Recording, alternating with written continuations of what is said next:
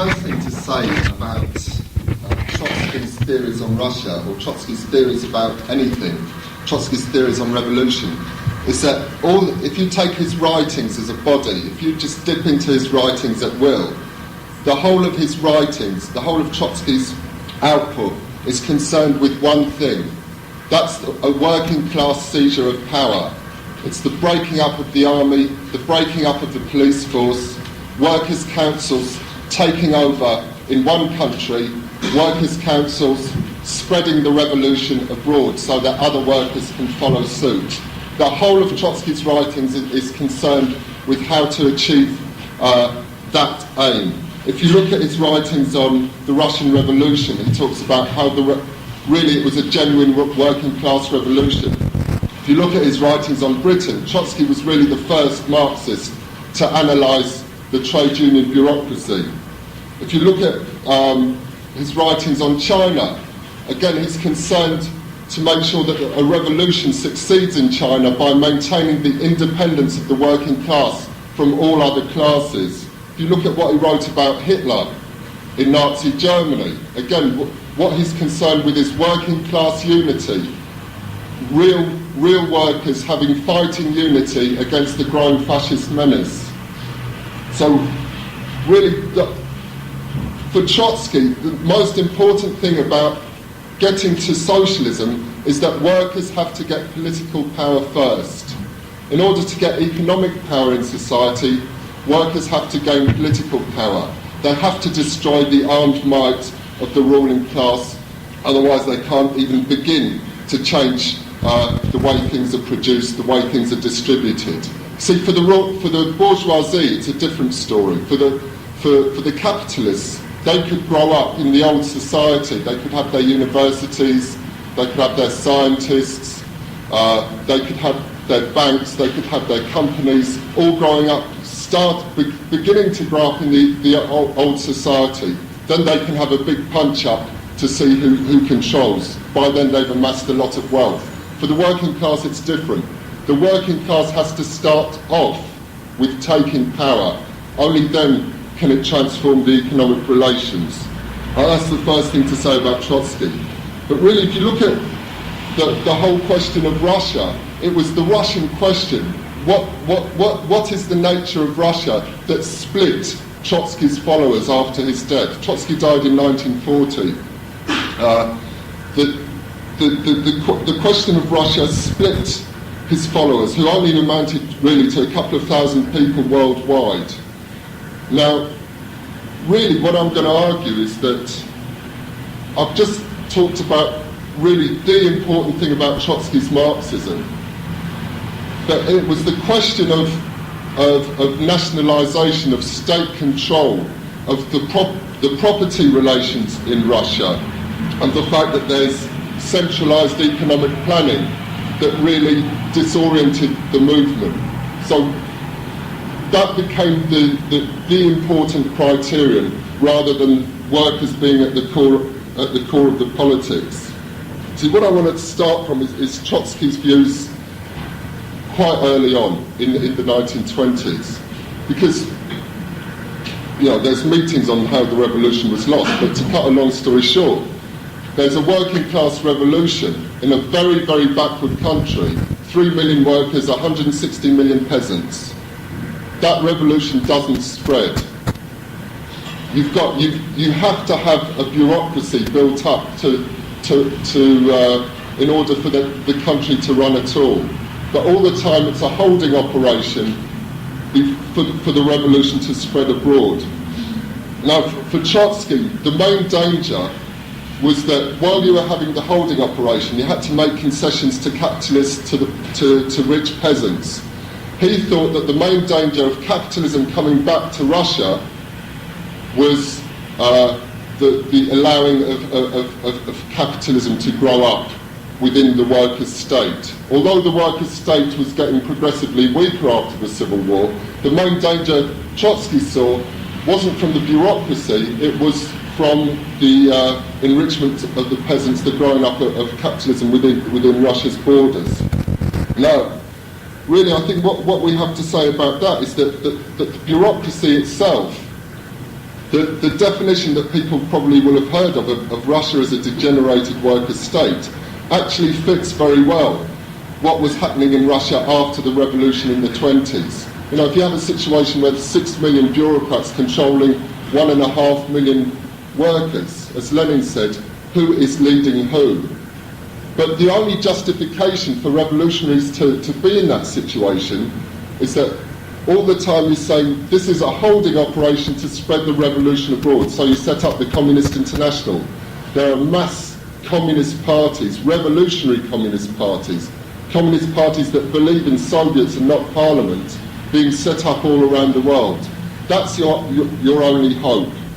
But nevertheless, in the 20s, Trotsky, towards the middle of the 20s, Trotsky argued that really what you needed to do to maintain this holding operation was you needed a certain level of industrialization in Russia.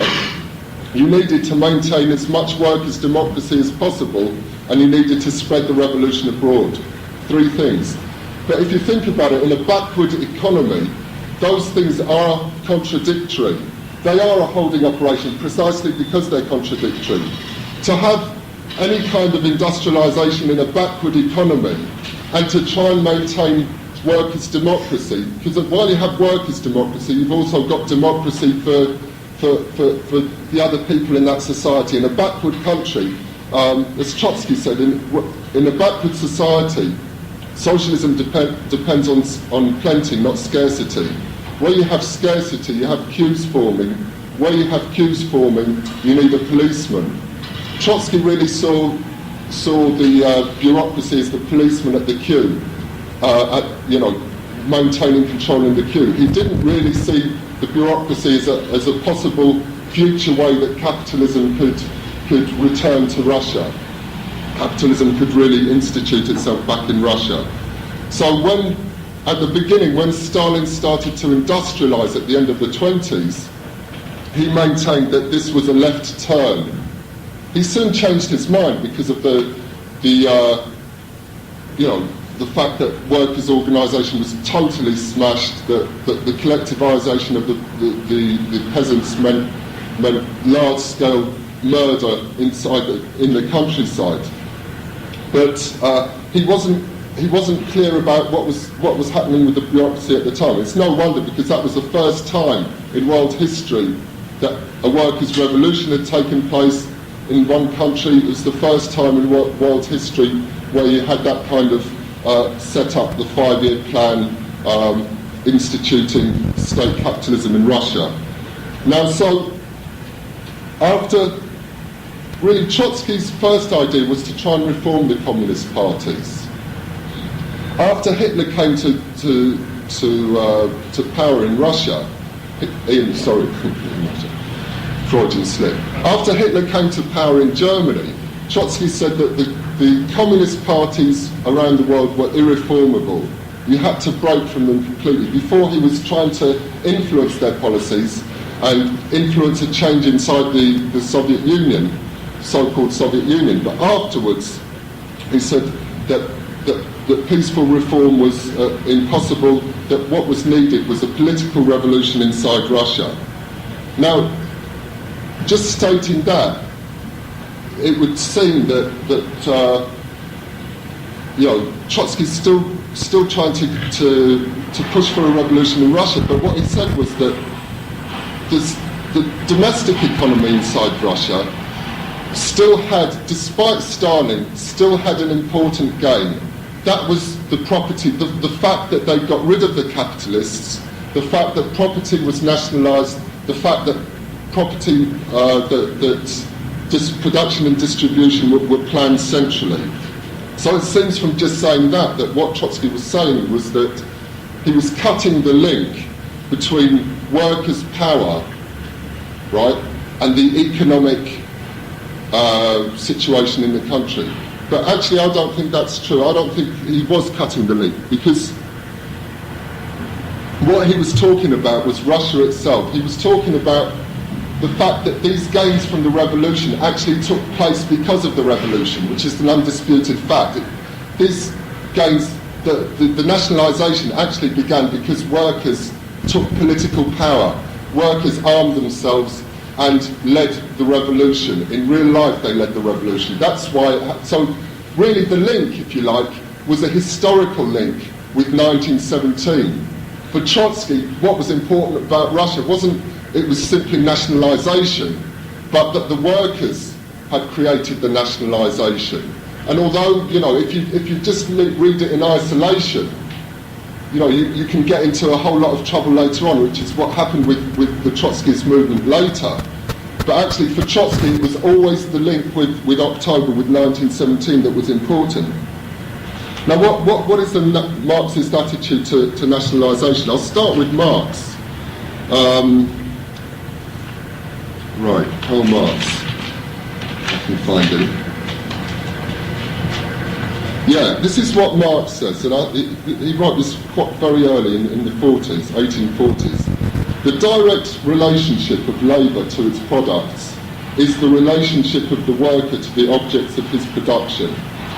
The relationship of property owners to the objects of production and to production itself is merely a consequence of this first relationship. In other words, the relationship workers have to their products, to what they make, is the main thing, is the first thing. All the other relationships in society stem from that. The relationship of the ruling class, how it's organised vis-à-vis the workers, comes from the relationship with the workers to what they make. In other words, if the workers don't control what they make, if they don't have any decision-making power over what they make, if they don't have, you know, basically they're just ordered about at work, that is the fundamental thing about the society. And really that later lay at the core of Tony Cliff's analysis of Russia as a state capitalist country, because what he started from was that Marxist proposition that what you look at is the workers' position inside that society. Engels wrote in 1891, he was talking about planning and the idea of private capitalism. This is way before the First World War even. He says this, and he was talking about separate private owners of enterprises. Then he says, and if we pass from joint companies to trusts, which command and monopolise entire branches of industry, then we not only cease to have private production, so even then under trusts, monopolies, real private production, you know, the owner competing with other owners, has finished, even at that stage, never mind about state capitalism. Cease to have private production, but we cease to have planlessness, because planlessness really meant that the units of capital were so small that people would produce for an invisible market. They didn't really know what would happen to their product. Once you have giant corporations and trusts who could systematically pump investment into their industries, they knew basically they were going to get a return on that investment. The idea of planlessness was already being undercut in the late 19th century. So from that idea, really, did Trotsky fundamentally disagree? Because there is an argument that says that actually for Trotsky, you know, the planning is central, the private ownership of production is central, you know, forgetting about 1917, that really Trotsky was just wrong. But actually I think you've got to ask a couple of more questions after that, because it's not as simple as that. If you look at, first of all, Trotsky's attitude to state capitalism, he admits it as a theoretic possibility. He says, theoretically, to be sure, it is possible to conceive a situation in which the bourgeoisie as a whole constitutes itself as a stock company, which by means of its state administers the whole national economy. Theoretically, it's possible. But such a regime never existed, however, and because of profound contradictions among the proprietors themselves, will never exist. The more so, since in its quality of universal repository of capitalist property, the state would be too tempting an object of social revolution. In other words, the state would own everything, so the workers would see that the state would own everything, and it would be too tempting for them to just get rid of the state and say, we're in power now. So theoretically, he says it's possible, but really in real life, it's not a possibility. He says on the idea of statism itself, he's what he called statism. He says statism means applying the brakes to the development of technique, supporting unviable enterprises, perpetuating parasitic social strata. In a word, statism is completely reactionary in character. See, at this time in the 30s, Trotsky's argument was that imperialism, Lenin had written a pamphlet called Imperialism, the Highest Stage of Capitalism. The idea, because there was a revolutionary situation in the early 20s, this was the death knell of capitalism. Capitalism could go no further. Nobody could foresee what was going to happen after the Second World War. For Trotsky, his ideas on state capitalism were linked to his ideas that capitalism was now at the end of its tether. It was finished. No more expansion was possible. To admit the possibility of state capitalism in general would be to change that idea. But his main idea was that actually capitalism was in its final death throes. He wrote a book called The Death Agony of Capitalism. That was his attitude. His attitude to state capitalism. He says this term has the advantage that nobody knows exactly what it means. He dismissed it completely.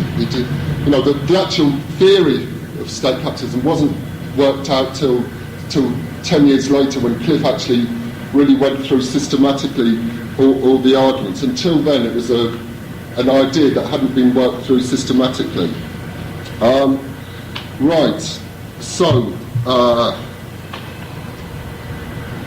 basically, that was Trotsky's ideas on state capitalism. But what's even more interesting, I think, is that he didn't finish there. He didn't just finish with that. If you look at right at the end of his life, in Mexico, where Trotsky was exiled,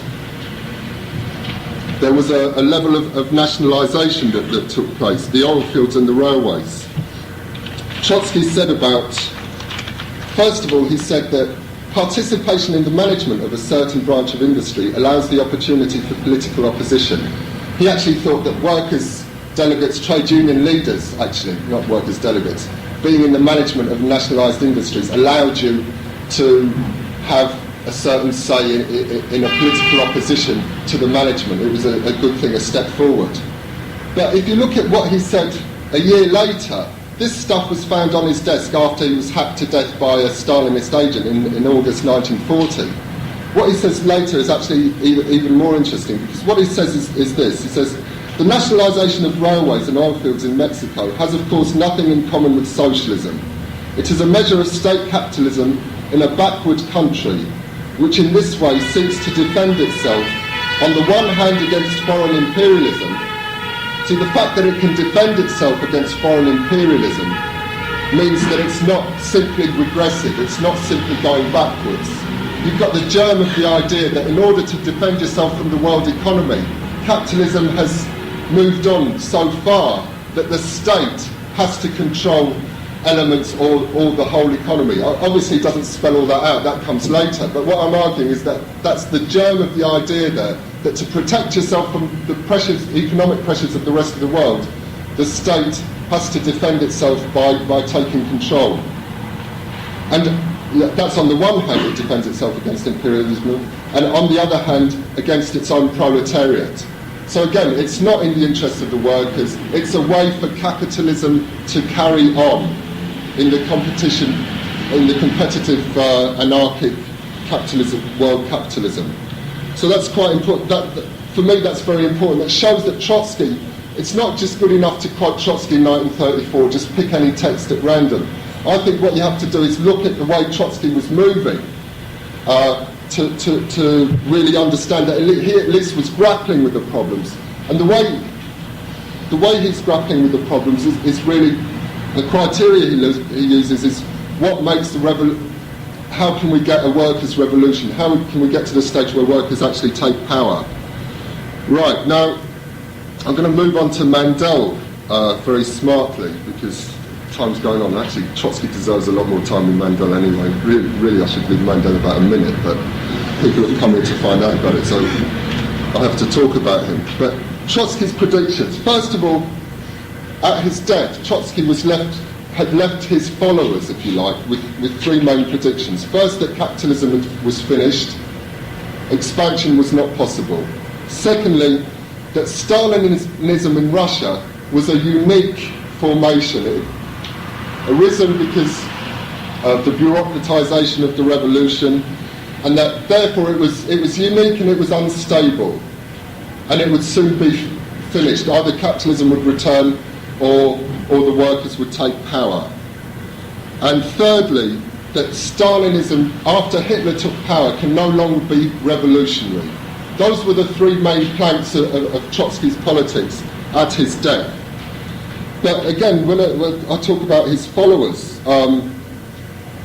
you see, there was a split amongst Trotsky's followers around the time of his death. And really, once Trotsky died, I won't go into the split, but once Trotsky died, then the only way that the leadership of the Trotskyist movement of the Fourth International could see itself as preserving the revolutionary movement, because it's fantastically weak. You've got thousands of workers all over the world supporting Joe Stalin, right? There's piggly little Trotskyist groups all over the world. So the only way you could preserve that was to protect and preserve what Trotsky had written. So Trotsky's writings took on the character of Holy Writ, of something religious almost.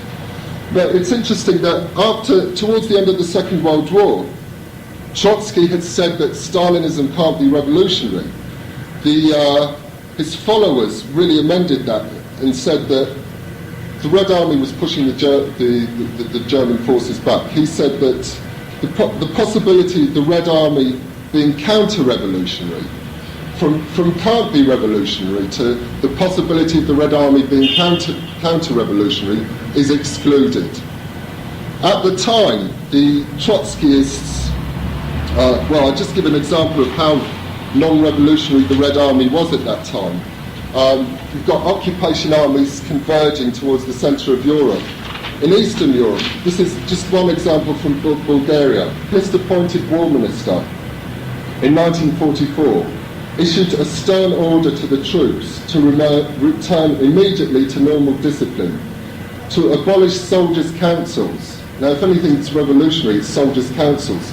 The Stalinist commander abolished soldiers' councils. They have to salute again. Hoist no more red flags, right? Even to the level of red, it sounds a bit like Kinnock and his roses and everything.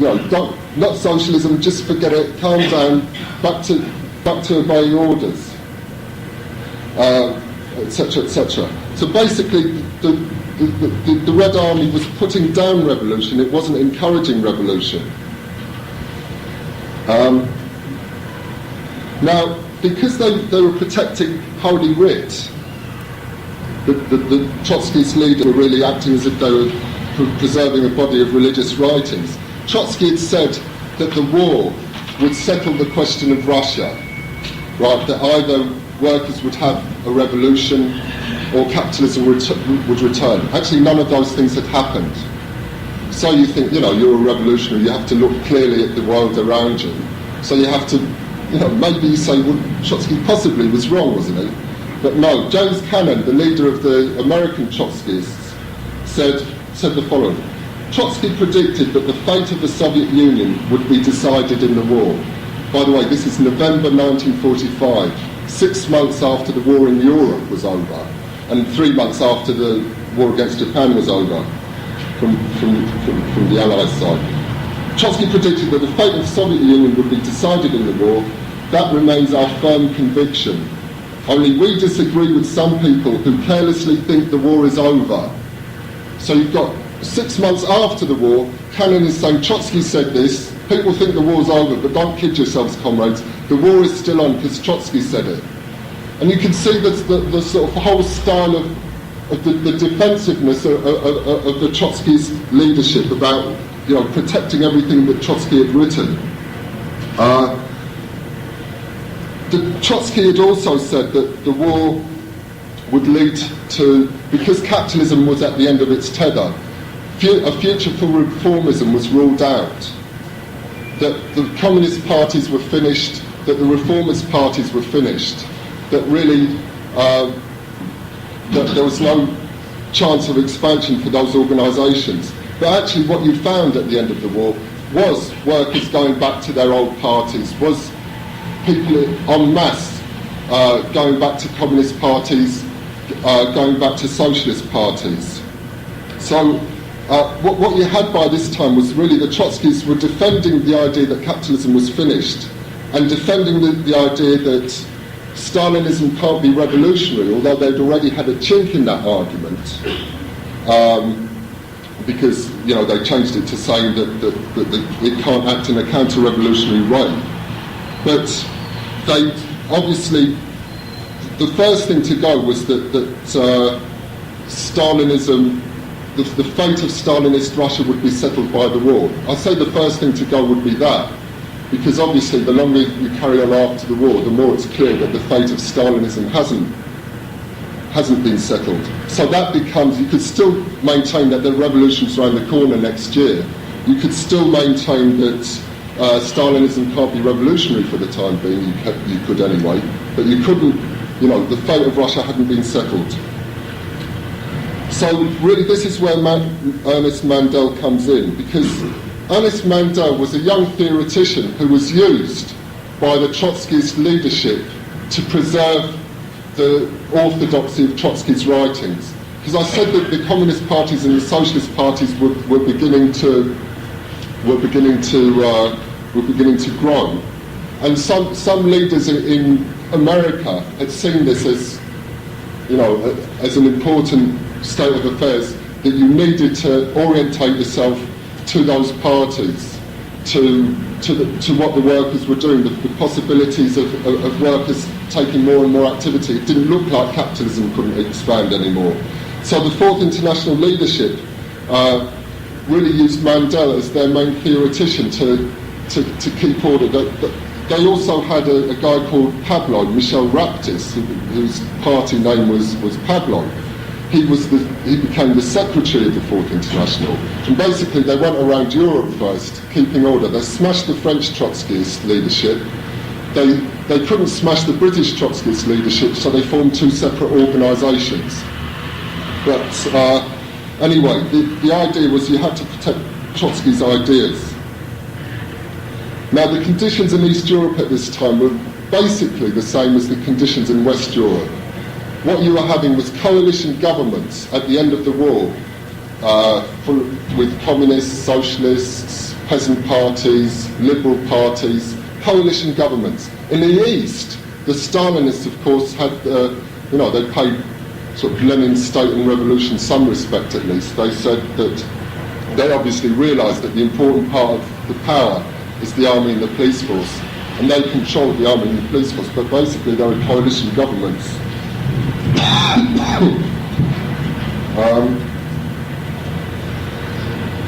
Right, so what I'm going to look at is what the Fourth International first said about this state of affairs. The first thing they said is that all occupation troops around Europe have to be withdrawn, both East and West, including the Red Army. You have to withdraw. That was their position. Very good. But also, what they said, that they got into trouble though. That was okay while there was just occupation troops in Eastern Europe. Once those societies started to be nationalised, which began in 1947, right? Once you started getting nationalisation inside those societies, you had a bigger problem, because it was easy to just argue get rid of occupation troops, basically similar societies around Europe. The Marshall Plan had started, America was pumping vast amounts of capital into Europe. For Stalin and the Russian bureaucracy to maintain themselves as a bureaucracy in the world, they had to protect themselves from the vastly economically superior American economy. So for military reasons, they separated themselves off and instituted similar economies, mirror image economies throughout Eastern Europe. So immediately you've got a problem. If Russia is some kind of worker state, what happens in Eastern Europe? There hasn't been a revolution inside Eastern Europe. It's only been overrun by the Russian army. What kind of societies are those societies? The first reaction is is the following. This is Mandel. It's actually very good. Should have joined us at the time. Nationalisations in no way change the capitalist character of the buffer nations. Nationalisations don't change the capitalist character. They merely express in a new and concentrated form the total incapacity of the native private capital of these countries to develop and even to run industry. That's not bad.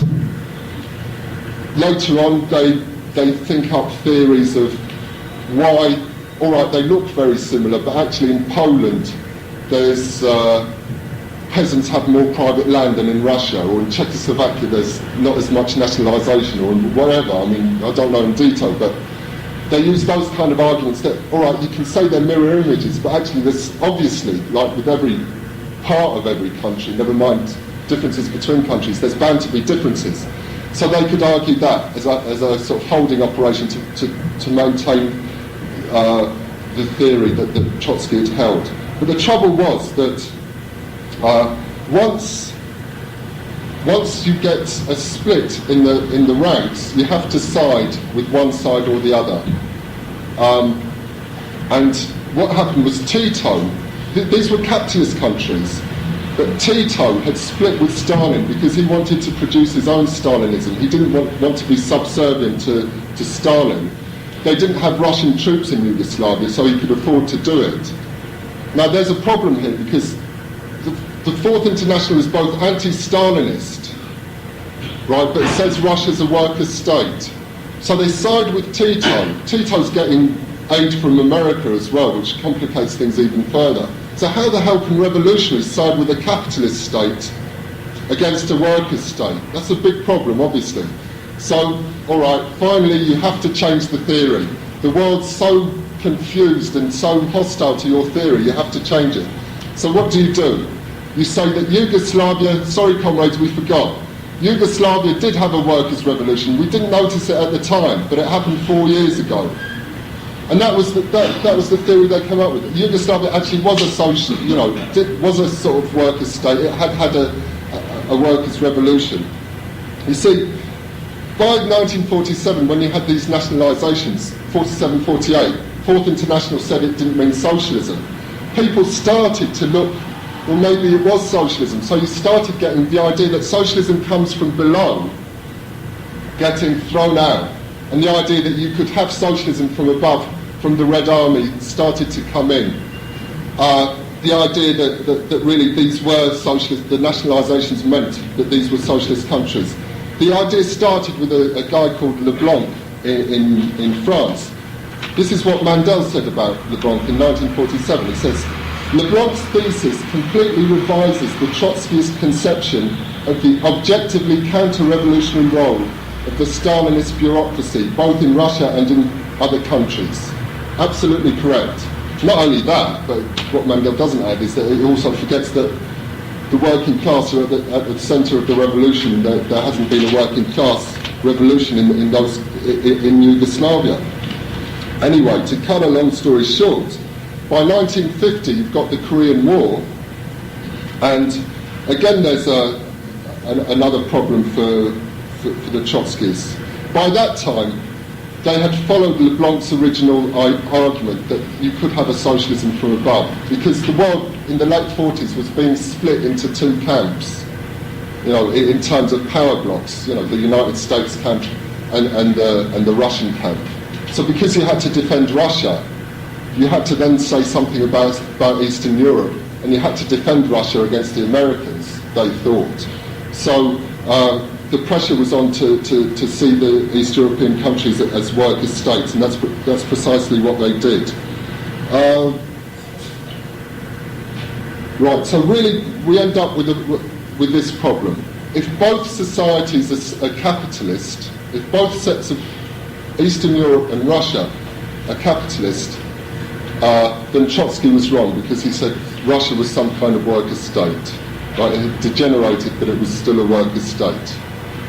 But if they're socialist, if they're worker states, Trotsky was also wrong, because Trotsky said that Stalinism couldn't play a revolutionary role. And here you had the Red Army instituting nationalisation. You had in Yugoslavia and Albania Stalinist parties leading non-workers and taking power in those societies. In neither case did you have a revolution. Right, so after the Korean War broke out, here was really the big problem for the Trotskyists, because they sided with one bloc versus another. And actually, it wasn't because of cowardice that, people shouldn't think it's cowardice. It's because they didn't have theoretical clarity that this happened. It's not cowardice to say we'll support the Stalinists versus the Americans. Actually, you face unpopularity in your own country anyway. You might be popular with the communists, but you face unpopularity in your own country. During the Second World War, the Trotskyists had been out on a limb, not supporting their ruling classes. So it's not a question of cowardice. These people had gone back a long time. It's a question of theoretical lack of clarity. When the Korean War broke out, Pablo and Mandel, as I said, it was the secretary of the Fourth International, Mandel, really came up with a theory that, in the same language as the Stalinists, that the world was now split up into the imperialist camp and the anti-imperialist camp. So again, you're moving away from the notions of class. You're starting to talk about, the Russian side is anti-imperialist, the American side is imperialist. It's as simple as that. And that becomes the dominant thing. As for the revolution could, the society in Russia was a transitional one. World War was imminent, right? The conflict between the two blocs was so great. The society was a transitional one, and you didn't know when socialism would come. It could take a very long time indeed. I'll just read a quote from America. This is Pablo writes in 1951, "This transformation to socialism will probably take an entire period of several centuries, and will in the meantime be filled with forms and regimes transitional between capitalism and socialism, and necessarily deviating from pure forms and norms." What he means deviating from pure forms and norms is that workers have no bloody say in the society. But they're supposed to be in some way transitional, God knows how. Right, this is what happens in America. This is a comrade called Arnie Swarbeck. He came to the plenum in Chicago. A few days later, he said, What is this? Centuries of degenerated workers' states? And he told us that a girl comrade got up in the Chicago branch and asked, if there are going to be centuries of Stalinism, what's the sense of my going out and selling 10 papers on the street corner? Actually, it's not a bad question. Socialism comrades will come in the year 2300 and something. I don't really feel like selling papers this morning. It's a bit cold. Why the hell should you bother? The whole problem was that, really, my argument is that Trotsky's main politics was workers at the centre. The Trotskyists, the orthodox Trotskyists, had latched on to Trotsky saying that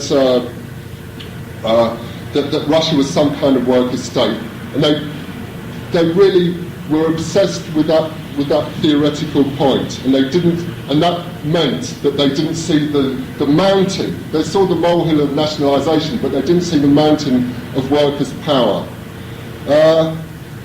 Right, so what that meant was, because the Third World War was imminent, there was no time to build mass revolutionary parties. Trotskyists was still a tiny proportion of the working class of anybody in the world, still a few thousand people. So what you had to do was enter the communist parties, or try to enter the communist parties to change them. So you've already gone backwards to what Trotsky had written in 1933 after Hitler came to power, because of the sectarian policies of the German Communist Party, who refused to unite with or make any unity appeals to socialists. You had a situation where now they've broken with that yes, Stalinist parties can be reformed, yes, Stalinist parties can be transformed into workers' parties. This was Pablo, this was Mandel. That split the Trotskyist movement. In those years, 50-51, our tendency with 8 people, Cliff, HALLAS, a few others, was set up on the basis that, starting from, Russia as a state capitalist country, neither Washington nor Moscow in the Korean War. The rest of the Trotskyists splintered because a lot of people disagreed with that idea of entering communist parties. So you had, instead of one world international, you had the International Committee, as well as what became the Unified Secretariat. And people, some people probably know WRP Jerry Healy, before they had that outrageous sex scandal a couple of years ago, which split the International Committee into 6 separate organisations. That actually the origins of that International Committee were that. But see, both sides never actually revised. The only people that did were Cliff's mob, who revised the idea that Russia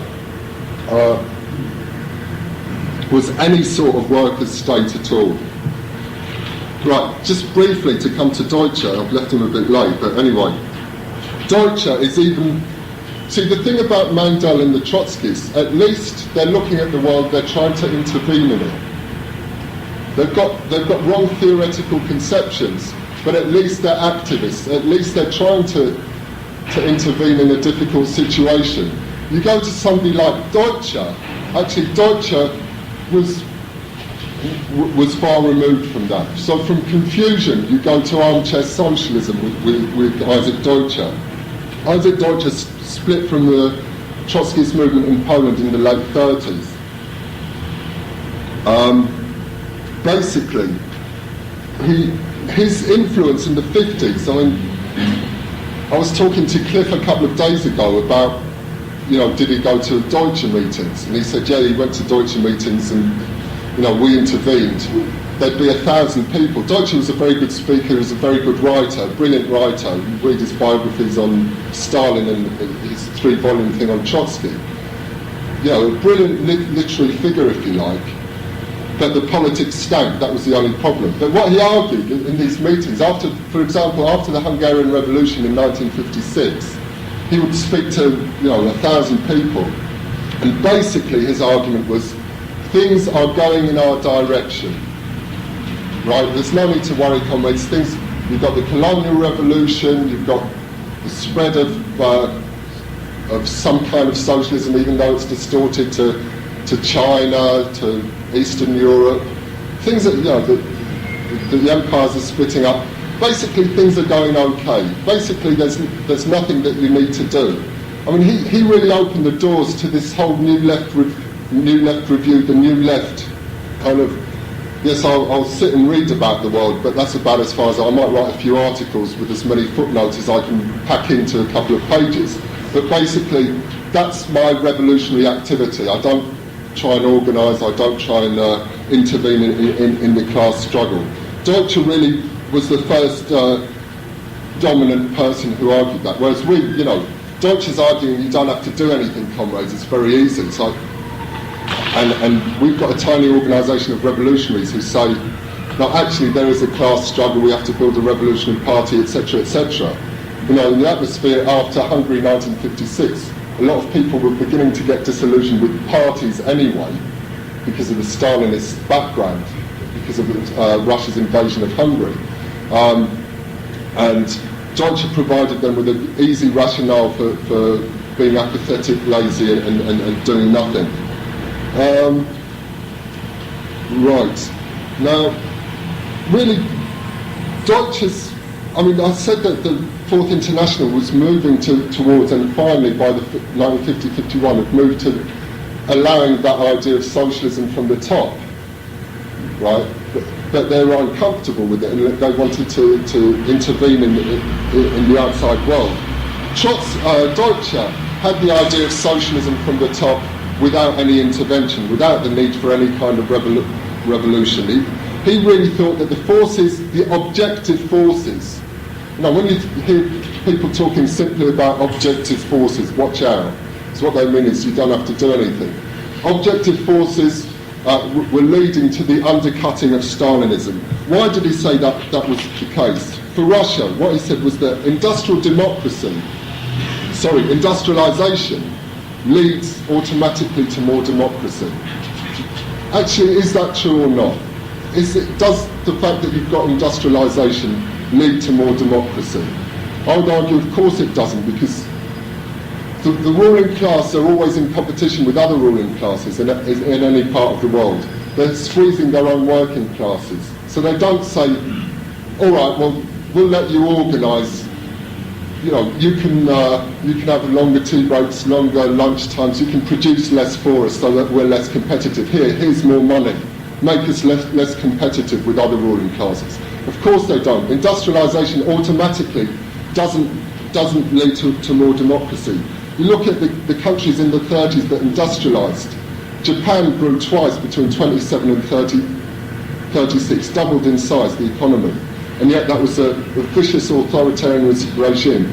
Hitler was the first European country to climb out of the crisis on the basis of smashing the working class and industrialising, not on the basis of industrialisation leading to more democracy. The idea is complete rubbish. The second thing, that production increases, the more the society can produce. In Stalin's time, Russia was very backward. Now, it can produce more. Therefore, that's undercutting Stalin's, the whole Stalinist system's reason for existence. Once workers get more, things will be more equal, etc., etc.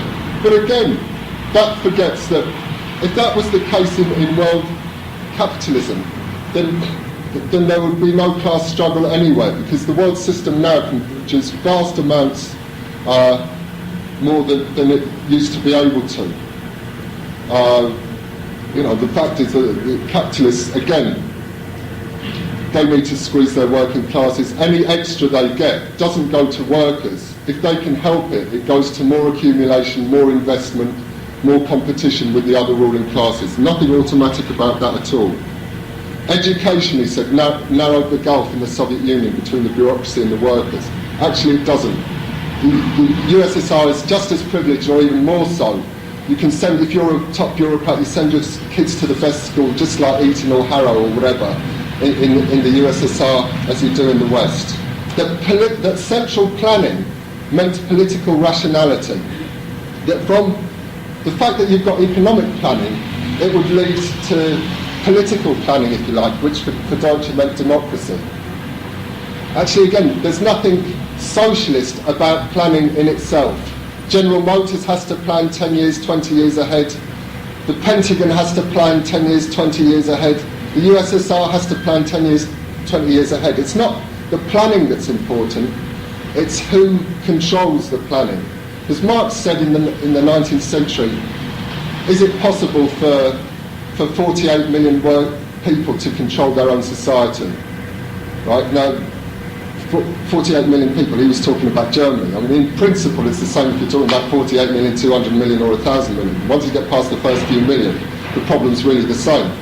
And for Marxists, it is possible for 48 million or 1,000 million people to control the society. They do that through workers' councils. Today, with the technology, it's much more possible. But the planning itself is nothing to do with socialism. If you're being planned as a unit of production, don't tell me you've got any control over that society. Okay, wind up, right. Last point.